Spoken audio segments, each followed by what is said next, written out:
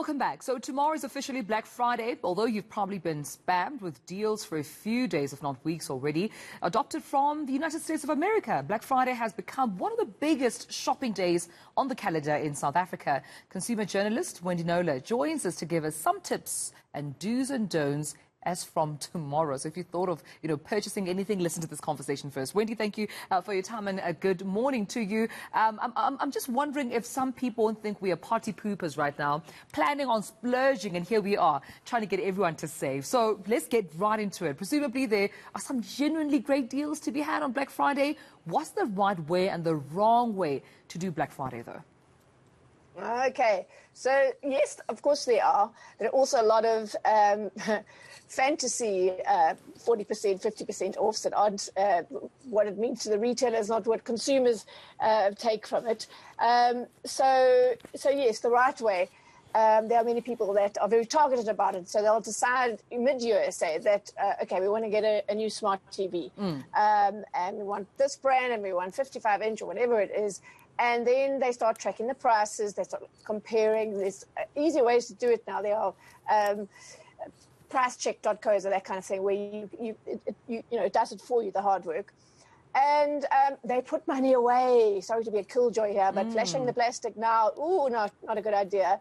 And they, put the thing in the basket and they wake up early in the morning and they get their TV. Or else, as you said, it's now Black November. Let's stretch it out to a whole month. Why get people to go crazy on one day when you can stretch it out for a whole month? And then, of course, December comes and it's Christmas. So retail fest just continues. So those people really win. And I did it one year, took my own advice. I had a couple of things. I wanted a suitcase and I wanted some kind of appliance. And it worked for me. Unfortunately, we're sitting with, millions of people with impaired credit records, with maxed out credit cards that they haven't paid. They're 6 months or more in arrears. Something like, I forget the number, 20% of accounts in arrears.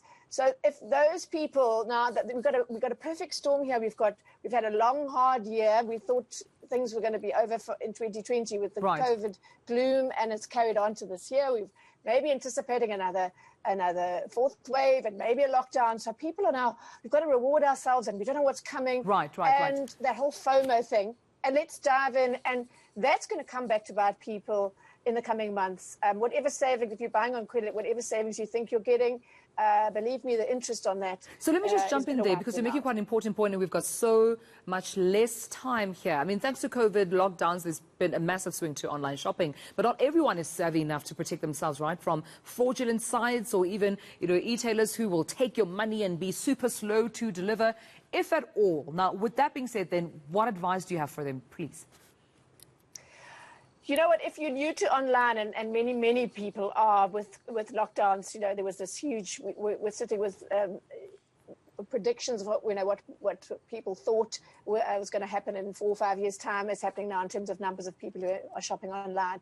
If you're not really savvy, you don't know how to check out a site to make sure that it's a genuine site and all that sort of thing, you just don't have the time or the inclination to do it, I would say, the fraudsters, it's bonanza time for them now, right? So many millions of people online wanting to shop and wanting to get a bargain. I really would say that doing Black Friday online, if you're going to stray away from the big, tried and tested e-retailers, it's a recipe for disaster. I'd say rather just go and queue at a shop, put your mask on and go do that thing, because you're not going to get a fraudster catching you online, as you say, either not delivering or maybe delivering in 5 months' time. Yeah, I have to agree with you there, because I remember trying to make a purchase online, and when I called, they said, no, whatever item you saw there is not available. I'm like, why do you still have it online? Quite misleading information there that I suppose some of the consumers need to be aware of, because you might be making a purchase of something that is completely out of stock but hasn't been removed, from the site. So be careful from tomorrow. Wendy Knowler, thank you so much for talking to us this morning.